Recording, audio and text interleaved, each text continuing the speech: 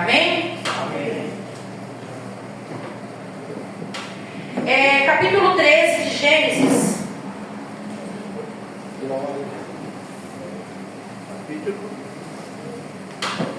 Gênesis 13, primeiro livro da Bíblia.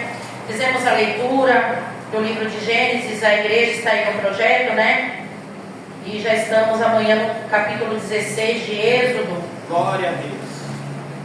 Passamos por essa leitura e foi a palavra que o Senhor ministrou no meu coração para que dividisse com a igreja. Então eu quero fazer a leitura para chegar no entendimento do que o Senhor quer nos falar nessa noite. Amém? Amém.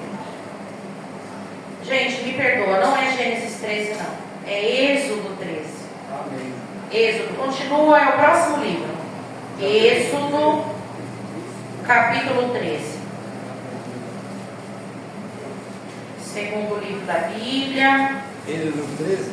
Êxodo, capítulo 13.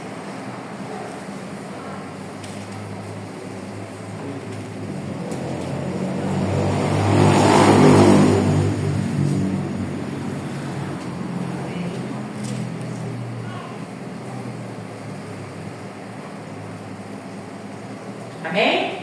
Amém. A leitura dessa palavra, queridos, os acontecimentos que nós vamos ver, eles vêm posterior às pragas, posterior à libertação do povo do Egito. Então, na minha Bíblia, o título diz: os primogênitos são consagrados. Primogênito, então, é o primeiro filho, né? O filho mais velho. O versículo 1 diz assim: então falou o Senhor a Moisés, dizendo: santifica-me todo o primogênito que abrir toda a madre entre os filhos de Israel, de homens e de animais, porque meu é.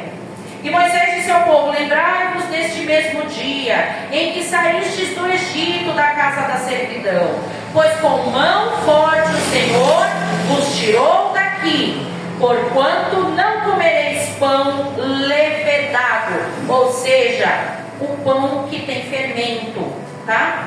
Hoje, no mês de Abib, estais saindo, e acontecerá que quando o Senhor te houver introduzido na terra dos cananeus, dos heteus, dos amorreus, dos heveus e dos jebuseus, o qual jurou a teus pais que te daria, terra que mana leite e mel, guardarás este culto neste mês. O Senhor então estava orientando sobre como deveria, através de Moisés, como eles deveriam proceder, ok? Então era algo que era para ser lembrado.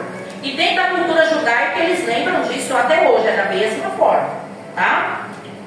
7 dias se comerá pães sem fermento, porém o levedado não será encontrado contigo, nem ainda fermento será visto em todos os teus termos. Para quem não sabe, o pão sem fermento pode ser aquele pão árabe, o rapidez, sabe? É pão sem fermento. E naquele mesmo dia farás saber a teu filho, dizendo: isto é pelo que o Senhor me tem feito quando eu saí do Egito. Veja, a orientação era para que eles fizessem dessa forma e eles fossem passando de geração em geração com a seguinte explicação: fazemos isso para que a gente não se esqueça, pelo contrário, para que a gente se lembre do livramento que o Senhor nos deu quando nos tirou do processo, do período de escravidão e nos libertou do Egito. Era um memorial, ok? E aí o 9: e te será por sinal sobre tua mão e por lembrança entre os teus olhos, para que a lei do Senhor esteja em tua boca, porquanto com mão forte o Senhor te tirou do Egito. Como foi que o Senhor tirou do Egito? Com mão forte. Sabemos que foram 10 pragas. Você concorda comigo que na primeira praga, quando eles viram toda a água do Egito se transformar em sangue? Gente, a água não ficou vermelha que nem sangue, não é isso que a Bíblia diz. Ela virou sangue. Não é aterrorizante? meu Deus do céu, Rio Nilo, ele só perde para o Amazonas aqui no Brasil. É um rio que existe até hoje. Você já pensou aquele rio todinho, um rio de sangue? Ali naquela primeira praga já não era para ter aterrorizado o faraó? E ele já ter dito, eu não vou mexer com esse seu Deus não. Mas ele viu lá os feiticeiros dele transformando lá com as magias lá. Ah, isso aí que você fez, então os meus deuses também fazem. Mas era para ter aterrorizado a ponto dele ter dito para o povo, vai, pode ir, desde a primeira praga. Eu quero que você entenda o que o Senhor está querendo falar conosco, através do que nós vamos ler e meditar. Não é tudo que você passa de ruim, que é para você pensar assim, ó, Deus não está realmente olhando para mim, eu não vou realmente sair dessa situação que eu estou, não é possível, Deus não está ouvindo a minha oração. Ou como às vezes eu brinco com Deus quando eu vejo as coisas e falo assim, ó, quer ver? Quando eu vejo uma pessoa que come e não engorda, eu falo, Jesus, não é possível, eu estou orando errado. Come e não engorda. Já viu, conhece, gente? Se eu conheço, faz uma xepa assim, ó, não engorda. Eu só olhei para a comida, já era.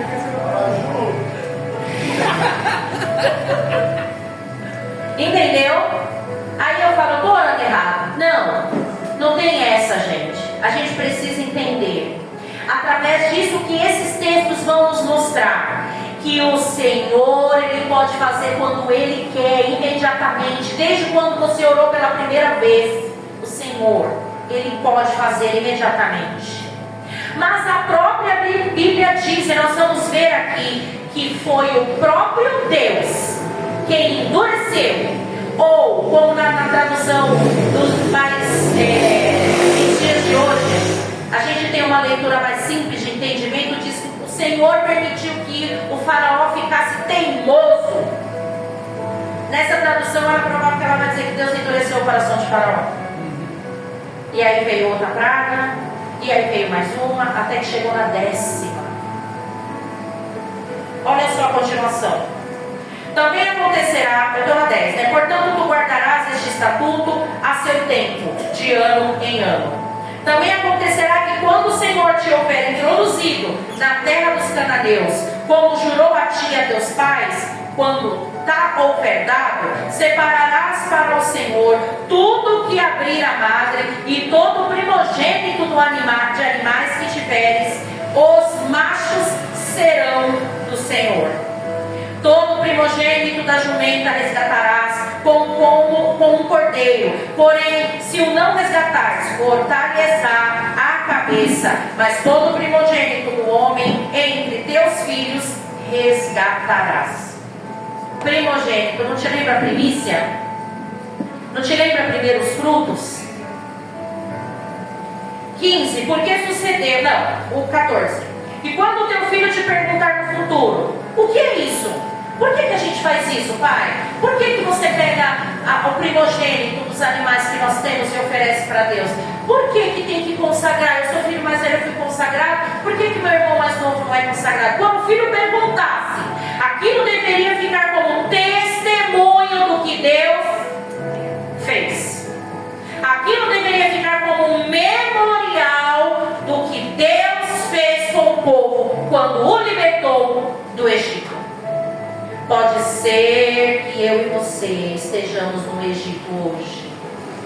Pode ser que nós estejamos enfrentando uma situação terrível e que só você e Deus sabe, ou que é aparente à tua família, ou que pessoas que convivem com você saibam, não importa. Do mesmo jeito que o Senhor, Ele permitiu que o seu povo tivesse motivo para se lembrar do seu livramento, nós teremos também motivo para nos lembrar. E vai chegar um tempo em que você vai poder testemunhar e as pessoas vão saber o porquê você está celebrando o livramento. Porque o testemunho que você vai contar vai mostrar a tua celebração. Como aqui os pais diriam para os seus filhos quando eles perguntassem: por que isso? Por que nós estamos fazendo dessa forma, pai? E de pai para filho, eles foram dizendo, a resposta que está aqui no 14: dir-lhe-ás, o Senhor nos tirou com mão forte do Egito, da casa da servidão. Você pode se preparar para dizer que o Senhor te livrou com forte? Talvez hoje você não está vendo nada que diga que essa mão forte está agindo ao teu favor. O povo, quando toda a vida que acontecia, quando Moisés chegou para falar, Faraó ia se irritando, ia aumentando o tempo de serviço, ia dizendo que eles teriam que fazer além do que eles já faziam e produzir o que eles tinham que produzir no final do dia. Aí, o que aquele povo imaginava? Pelo amor de Deus, não é possível, Moisés veio para cá, em vez de libertar a gente, ele está prejudicando mais ainda. E quantas vezes dentro das situações nós ficamos assim? Não é possível, eu escuto a palavra na igreja, mas quando eu vou fazer alguma coisa dá errado. Não é possível, agora que eu pensei que ia mudar a situação, vem outra avalanche. O povo pensou, e ele teve motivo para pensar muito, quando ele não parava para olhar principalmente que no arraial do povo de Deus as pragas não chegavam. Eles mantinham o olho na situação da escravidão, eles mantinham o olho muitas vezes no trabalho que era aumentado e o resultado tinha que ser aquele que era previsto, mas o olhar, peraí, lá no mar onde tem os egípcios, a água está virada sangue, mas aqui não. Peraí, caiu pedra, matou um monte de gente, bicho, mas aqui não caiu um pedregulho. A gente quantas vezes põe o foco no nosso problema, mas a gente não olha o que é o contrário daquilo que aconteceu. Puxa, arranhei o carro. Custa você pensar, mas o Senhor me livrou de ter sido pior. Puxa, aconteceu tal coisa. Analise o copo meio cheio e não meio vazio, porque quem está ao teu favor é aquele que age com mão forte. Aleluia! Não sou eu que estou dizendo, você viu aqui 2 vezes Moisés disse isso, usado pelo Senhor. Aquele que nos livrou da escravidão com sua mão forte. E o Senhor foi deixando essas diretrizes para o povo. Por quê? Porque Ele queria que esse testemunho fosse contado de geração em geração. E aí, estou no 15, né? Porque sucedeu que, endurecendo-se Faraó, para não nos deixar ir, o Senhor matou todos os primogênitos da terra do Egito. Isso aqui é o pai falando para o filho da 10ª praga. Desde o primogênito do homem até o primogênito dos animais. Por isso eu sacrifico ao Senhor todos os primogênitos machos. Porém, a todo primogênito dos meus filhos, eu resgato, eu consagro. Então, olha que coisa linda o memorial que o Senhor estava orientando a eles que fizessem para lembrar do livramento e para que hoje eu e você nos amparássemos dessa palavra, para crer que nós vamos aqui em cima testemunhar em celebração ao que o Senhor fez por nós. Então aqui era quando o filho perguntar, o que você vai falar para ele? Eu vou dizer que na 10ª praga o Senhor enviou o anjo da morte e a marca que não tinha, a casa que não tinha a marca do sangue, o primogênito do animal, o primogênito do ser humano foi levado. E agora, como eu me lembro disso, e eu quero que você também se lembre, meu filho, e você ensine para os teus filhos e os filhos dos filhos, nós matamos sim, nós sacrificamos, consagramos o primogênito macho para o Senhor e preservamos e resgatamos o nosso primogênito. Olha a celebração, que coisa linda. Você pode começar a se alegrar, porque vai ter celebração na sua vida também? Vai ter sim, no nome de Jesus. Se fosse no meu nome, eu ia falar para você, dá uma duvidada, mas é no nome de Jesus que eu estou falando. Glória a Deus. Vai ter celebração. E aí o 16: e será por isso, por sinal da tua mão e por frontais entre os teus olhos, porque o Senhor com mão forte, de novo, nos tirou do Egito. E aconteceu que quando o Faraó deixou ir o povo, Deus não os levou pelo caminho da terra dos filisteus, que estava mais perto. Ah, Senhor, mas não era mais rápido se fosse o mais perto? Não é assim que a gente pensa? Que tem que ser do nosso jeito? Não é assim que a gente fica colocando os nossos planos e propósitos? Mas Deus faz do jeito que Ele quer, e Ele tem um propósito excelente com isso.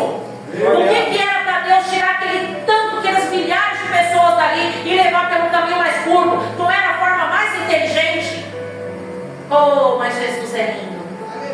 Oh, mas Deus, Ele sabe. E Ele vê além do que eu e você. Graças a Deus por isso. É verdade. A Bíblia vai dizer aqui, como diz a missionária Camila, a Bíblia vai dizer, para que porventura o povo não, e aconteceu que quando o faraó deixou ir o povo, Deus não os levou pelo caminho da terra dos filisteus, que estava mais perto, porque Deus disse, para que porventura o povo não se arrependa, vendo a guerra e volte ao Egito. Mas Deus fez o povo rodear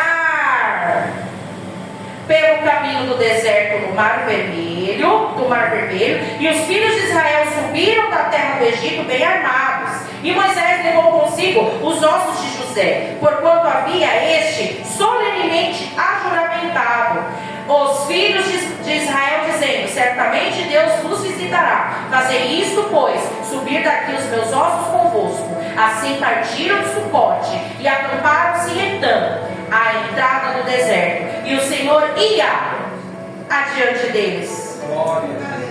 Gente, quantas vezes parece insano as coisas que vão acontecendo, e você sabe que Deus está permitindo, e você fica sem entender. Não é possível que o Senhor está permitindo uma coisa dessa. Era tão mais fácil fazer assim.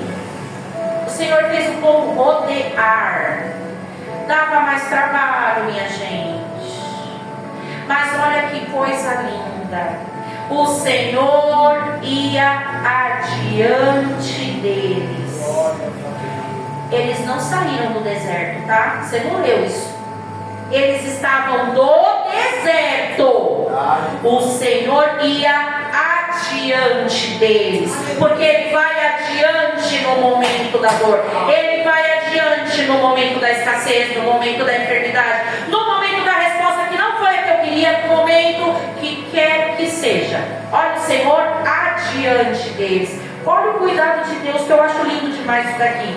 De dia Ele ia numa coluna de nuvem para os guiar pelo caminho e os proteger do sol escaldante do deserto. Aquele povo não tinha a pele chamuscada do sol. Ninguém ali teve câncer de pele porque ficava exposto àquele sol do deserto, porque o Senhor ia com eles adiante e a nuvem ia por cima durante o dia protegendo. Glória a Deus. Ah, que cuidado é esse? A Silvana foi para Israel. Você chegou ali em algum deserto lá, filha? Eu fui no deserto do Egito, da Palestina do Egito para Israel. É quente, Não, então quando eu fui no inverno. mas já era quente. Você imagina um deserto quando você não tinha o clima que tem hoje? Eu quero imaginar que para a necessidade do Senhor fazer uma nuvem que os cobria durante o dia não era qualquer sol, qualquer emissão desses raios solares, não. Eu quero acreditar que o livramento do Senhor estava realmente nessa nuvem que os cobria. Esse povo era protegido, mas era no deserto. Protegido no deserto. Eles não foram protegidos quando o Senhor os tirou da dificuldade. Era durante o processo da dificuldade que o Senhor ia adiante e a nuvem ia por cima. E aí vai dizer: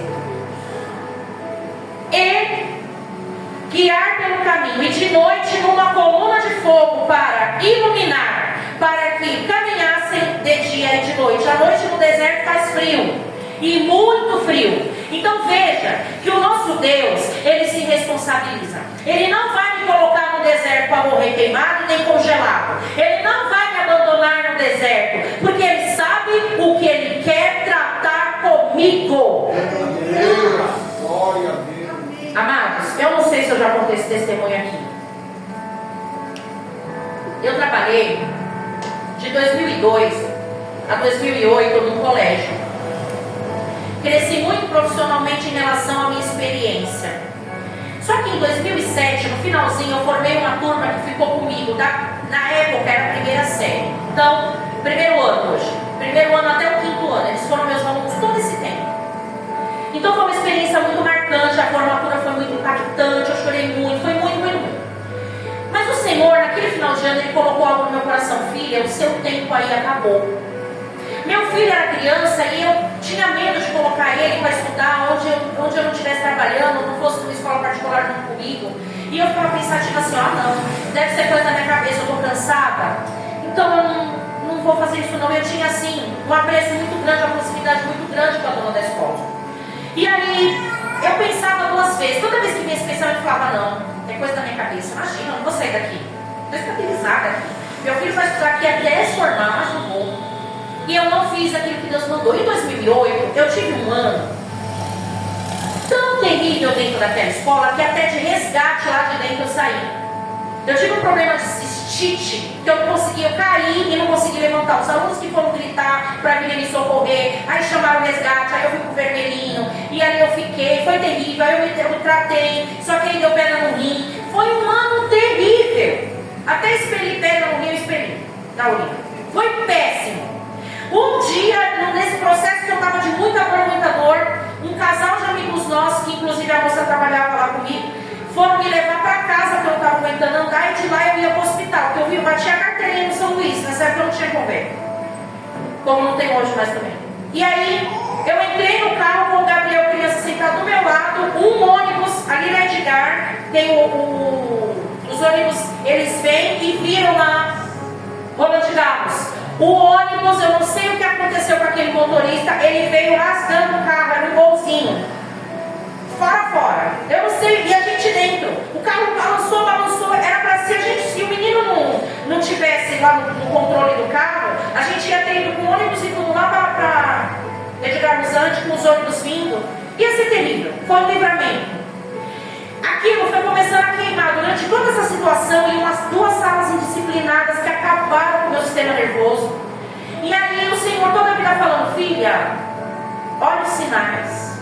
O seu tempo aí acabou. Chegou no final do ano que eu vou contar a história, eu pedi, falei, olha filha, Deus está colocando no meu coração que o meu tempo aqui acabou. Ela não entendeu, obviamente. Então você acabou, ainda não chamou o chefe, sua mulher está sem juízo. Não é possível, para onde você vai? Não sei, o Senhor vai abrir essa porta para mim. Você está pedindo as contas para ficar desempregada? É porque Deus está me dando essa direção. Não é possível, ela fica louca. Meu nome lá era doida. E eu fiz. Saí com a mão na frente e outra atrás, porque eu pedi as contas, o Gabriel ficou sem escola. Para acabar de completar, entrou o mês de dezembro. O Jefferson também, naquela ocasião, ficou desempregado. Mês de janeiro. Aí ele veio arrumar emprego adiante. E uma sobrinha minha trabalhava numa escola na Zona Sul e falou assim, ô tia, eu estou fazendo estágio aqui, manda um currículo. Aí eu, menina, eu só sei pegar o ônibus até o Carandiru. Eu tinha medo de caixa eletrônico, gente. E eu sabia até o Carandiru, porque era o ponto final. Dali eu podia voltar e descer aqui na porta de casa. Eu não sabia andar, não sabia nada. Aí, para vocês verem o que é Deus, eu fui trabalhar naquela escola todos os dias. O Senhor preparou, eu estou encurtando muito, que não dá tempo de eu contar tudo o que Deus fez na minha vida naquele lugar. Uma escola confessional, eu fui com meu filho, Gabriel, bem gordinho na época, para correr atrás do ônibus, era uma dificuldade. E a gente passou dali de 2009 até 2015 dentro daquele lugar. Numa distância, queridos, que quando tinha prêmio de Fórmula 1 lá no autódromo de Interlagos e eles estavam fazendo treino, eu escutava o barulho dos carros lá de Fórmula 1, lá da escola. Vocês veem a distância que era. E nós fomos. E eu vi Deus. E eu cresci na presença. Eu vou falar para vocês que eu era crente. Eu tenho a minha história antes do crer e depois do crer. O nome da escola é Crer. Essa escola existe até hoje, está lá em Santo Amaro. E eu só saí de lá, porque o meu tempo lá também cessou. E eu tinha que voltar para cá. Mas quando eu paro para pensar nos desertos que eu vivi, quando eu comecei a trabalhar lá, gente, eu recebi menos de R$500, dava para eu pagar minha condução e a do Gabriel. Minha luz foi cortada 2 vezes, gás acabou e não tinha. Deus usou quem para nos ajudar? Minha mãe. Foi a época que eu deixei de morar longe da casa dela e fui morar porta com porta. Até isso Deus preparou.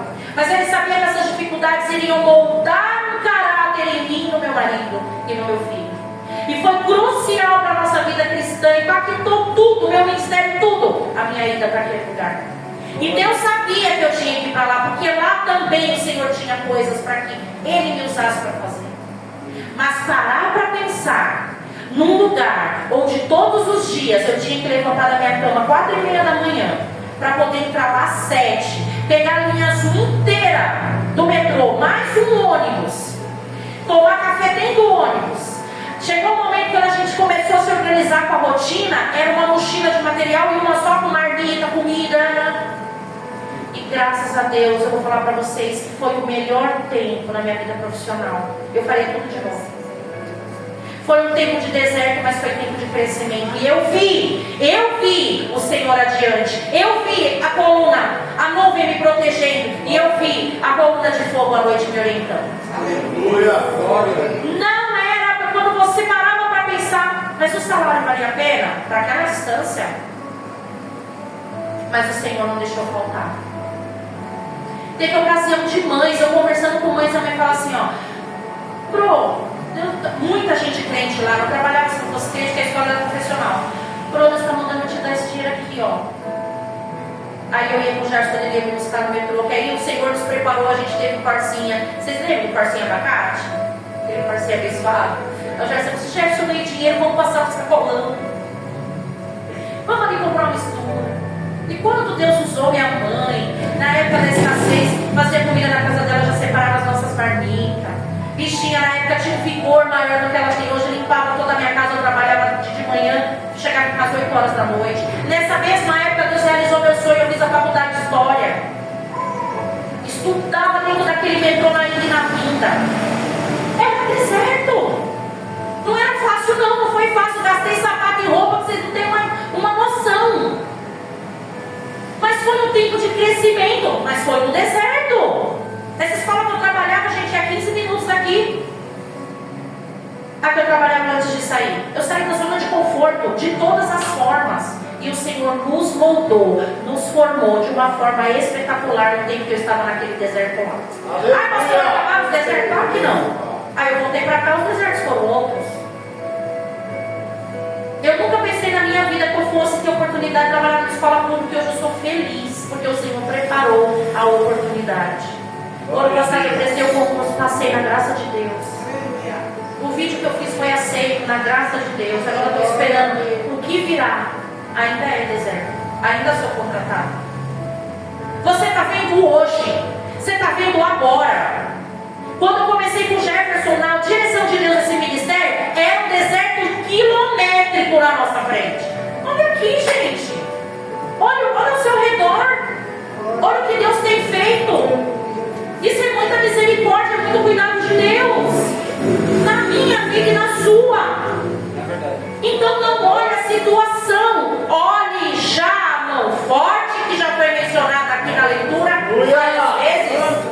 A mão forte que liberta. A mão forte que transforma. A mão forte que livra. A mão forte que vira cativeiro. A mão forte que impede palavra de maldição e palavra contrária. Glória a Deus. Essa é a mão do Senhor ao meu e ao teu favor. Aleluia. Se prepare para celebrar e lembrar como foi dito aqui. Por que eu estou contando esse testemunho? Para lembrar dos irmãos que o Senhor, com a sua mão forte, fez assim, assim e assim na minha vida. Que o que eu coloquei naquela caixa de oração, o Senhor fez assim, assim e assim na minha vida. Aí, a continuação vai dizer aqui.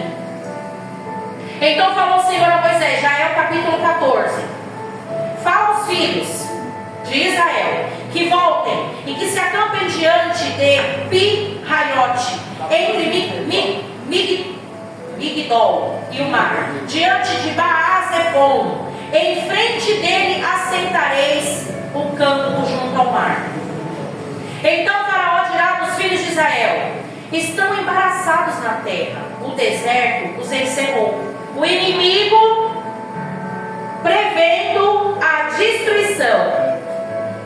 O inimigo prevendo que iria conseguir finalizar aquilo que ele já devia ter feito antes. Porque é claro que ele se arrependeu de ter libertado o povo. E aqui no 3, no 4, e eu endurecerei. É aqui, queridos. Ponto crucial aqui. Eu endurecerei. Que Deus é esse que liberta o povo, que deixa o povo ir para o deserto num caminho mais largo do que eles poderiam ir, mais comprido. E aí o inimigo vai até eles, porque esse mesmo Deus que com mão forte os livrou, o mesmo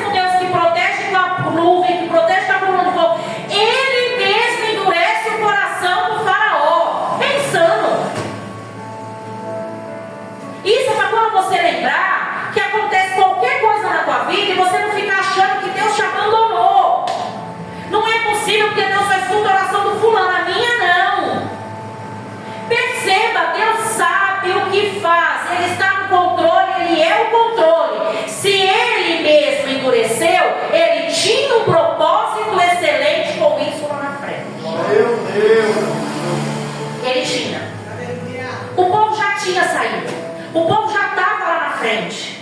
Felizes já. Tudo cantando feliz. Saímos do Egito. Acabou a escravidão. Ei. 4. E eu endurecerei o coração de Faraó para que o persiga, e serei glorificado em Faraó. Glorificado no próprio inimigo. E em todo o seu exército. Assim saberão os egípcios que sou o Senhor. Meu Deus. E eles fizeram assim. Sendo pois anunciado ao rei do Egito que o povo fugia, mudou-se o coração de Faraó e dos seus servos contra o povo e disseram: por que fizemos isso, havendo deixado ir a Israel para que não nos sirva?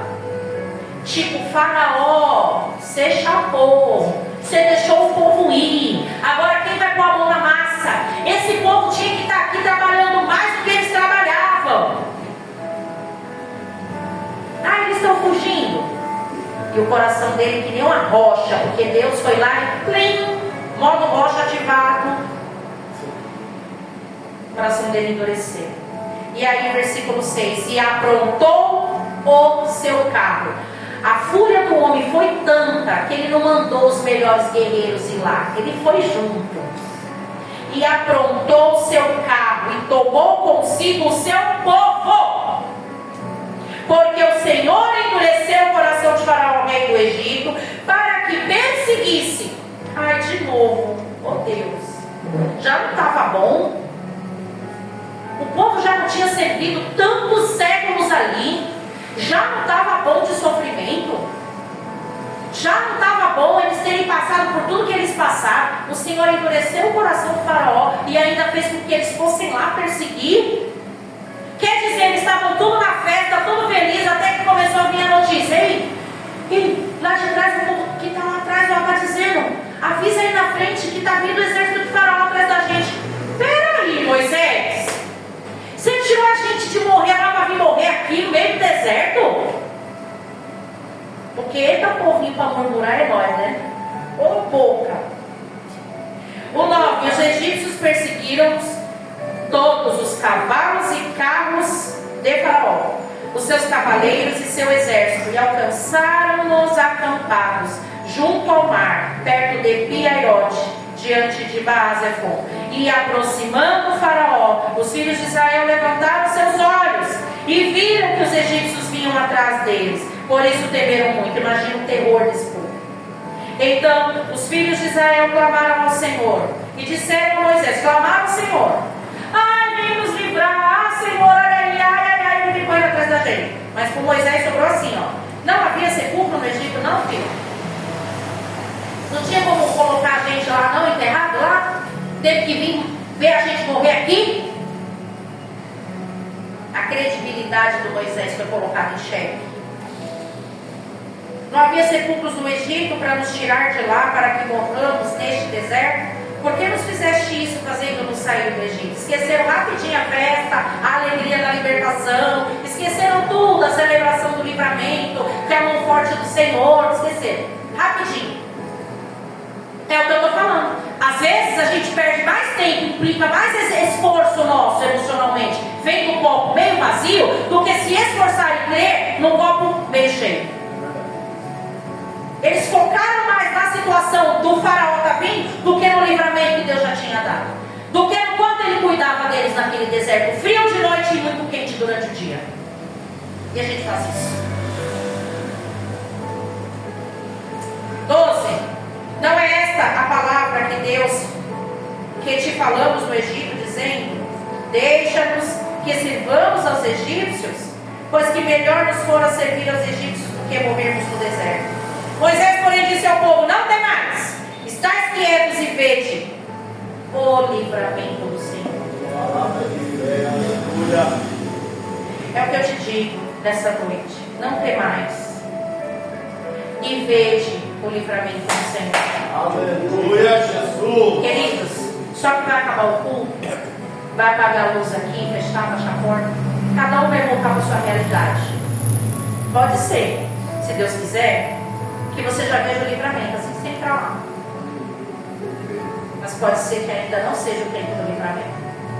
Pode ser que você ainda está passando no processo em que as 10 pragas estão se manifestando, para você poder ainda sair, ainda ver esse livramento.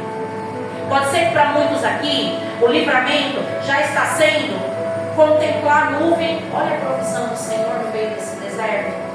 Nem estou sentindo esse calor. E à noite, olha a provisão do Senhor, essa coluna de fogo linda, me esquentando no meio dessa situação. Pode ser que você já esteja nesse nível. Ou pode ser que você está olhando, a coisa está já. Eita, que o inimigo está vindo atrás. E agora, Senhor, o que eu vou fazer? De tudo isso, vamos nos lembrar que o nosso Deus, Ele não é sarcástico. Ele não tem prazer no nosso sofrimento. Ele não tem prazer nem na morte sobre nós. Mas Ele sabe o que quer formar em nós. Falamos hoje no estudo bíblico. O primeiro ministério do cristão foi quando Jesus ele estabeleceu ali que os 10 mandamentos se transformassem em apenas 2. Então todo crente tem um ministério. Todo crente na terra, seu ministério é amar o Senhor teu Deus de todo o teu coração, de todo o teu entendimento, e ao teu próximo como a ti mesmo. E você é capaz de fazer isso. Eu sou capaz de fazer isso. Mas sem deserto, sem a escola de Deus, a gente falha. A gente vai falhar. O deserto é lugar, é uma escola que nos forma e nos molda no padrão de Jesus, no formato de Jesus. Quer ser cópia de Jesus? O deserto é especialista em nos formar na Jesus cópia. Moisés então diz: veja o livramento do Senhor que hoje vos fará, porque aos egípcios que hoje vistes, nunca mais os tornareis a ver. A continuação da leitura vai dizer que Moisés então vai clamar a Deus. O Senhor fala: por que você está clamando? Porque clamas a mim. Ó, só os dinossauros na fé vai lembrar. Toca nessas águas, o mar se abriu, e Israel passou, porque clamas a mim. Toca nessas águas, o mar se abriu, e Israel passou. Lá vem Faraó, na frente de Israel, quem chegará primeiro? Faraó Deus, lá vem Faraó, na frente de Israel, quem chegará primeiro? O Senhor, Faraó Deus. Aí depois a gente canta: quem chegará primeiro? O Senhor é Deus. Essa música da Shirley Cavalhas é antiga. Vi muito sua mãe Michele dançar os gestos com essa música lá no Monte das Oliveiras. Muito linda, elas abriam assim, ó, quero marcas. Retrata o momento em que a mão do Senhor mais uma vez foi forte. O povo passou naquele mar que se abriu, em terra seca, até o outro lado. Não podemos imaginar qual foi a distância, a quantidade de idosos, crianças, mulheres, bichos, carroça, coisas, porque eles levaram inclusive coisas dos egípcios que foi dito para eles. Eles chegaram do outro lado e Faraó vinha ó, chinelando com o exército dele. Também, ele viu, o Senhor foi glorificado, sabe quando? Quando ele se viu passando por aquelas paredes de águas gigantescas. No filme do Príncipe do Egito é lindo, você vê, a hora que eles estão passando, vem uma baleia e passa assim ó, na água. E eles contemplam aquilo, passando aterrorizados. Já pensou abrir o mar se passar no meio? Faraó viu isso também. Ele viu, porque ele viu o povo correndo na frente dele e ele mandando os caras, corre para pegar eles. E quando o último servo de Deus pisou lá na terra seca, o Senhor falou: Moisés, toca na água de novo. Está chegando o tempo. Está chegando o tempo desse mar fechado. Está chegando o tempo do exército de Faraó e todos os seus cavaleiros serem soterrados por aquelas águas. E assim aconteceu. E o povo pôde olhar e ver aquelas carroças e aquelas ondas e os cavalos e os egípcios Como Moisés disse, um olhando para o outro, foi isso mesmo. Eles morreram, nunca mais nós vamos ver aqueles que nos perseguiam. Se prepare, meu querido, minha querida, para viver esse novo de Deus. Mas entenda, o deserto é necessário para nos formar no caráter de Cristo. Deserto não é lugar de murmurar. Deserto não é lugar de duvidar. O deserto é um tempo de crescimento e onde você vai exercer a função de crer, esperar e buscar do Senhor entender, não o porquê, mas o para quê. Fique de pé para a gente orar. Canta Miriam, o Senhor é Deus. Aleluia. Vamos orar então? Pela vida do meu irmão Anderson, vocês conhecem ele. Foi feita uma injustiça com ele numa empresa que ele trabalhava e teve uma falsa acusação. E amanhã vai ter uma audiência. E eu creio que Deus, ele é Deus de justiça. E ele vai absolver o meu irmão dessa causa, amém? E eu prometi para ele que nós estaríamos orando por ele, com a igreja. E nós vamos erguer esse clamor. Vai ser amanhã às 15 horas esse julgamento. Meu irmão, eu tenho certeza, cara, é um cara que eu falei até para ele, porque ele foi parar atrás das grades por causa disso. Eu chorei porque eu falava, pela vida errada que eu tinha, eu poderia estar naquele lugar, mas eu conheço meu irmão não é dessas coisas, e estava ali atrás das grades. Eu fiquei muito, muito, muito triste, mas graças a Deus eu creio na justiça de Deus, que Deus ele vai absorver a vida do meu irmão em nome de Jesus, amém? Senhor meu Deus, meu Pai querido, Deus amado, Deus santo, junto com a tua igreja, Pai, eu ergo um clamor, ó Pai, em favor do Anderson, Pai, meu irmão, Senhor, Papai querido, Deus amado, toca, Senhor, na vida desse juiz, desse promotor, ó Pai, desse advogado, Senhor, Papai querido, traga justiça, Pai, em nome de Jesus, Senhor, desse mal entendido, Senhor, Papai querido, Deus amado, dá, Senhor, paz no coração do meu irmão, da minha cunhada, do meu sobrinho, Pai, nesta hora, Pai, em nome de Jesus, nós colocamos nas tuas mãos, Pai, esta causa, e sabemos, Pai, que tu faz o melhor, Pai, abençoa, guarda, livra de todo mal, é isso que nós te pedimos e te agradecemos, em nome do Senhor Jesus, amém, graças a Deus, amém, das palmas para você.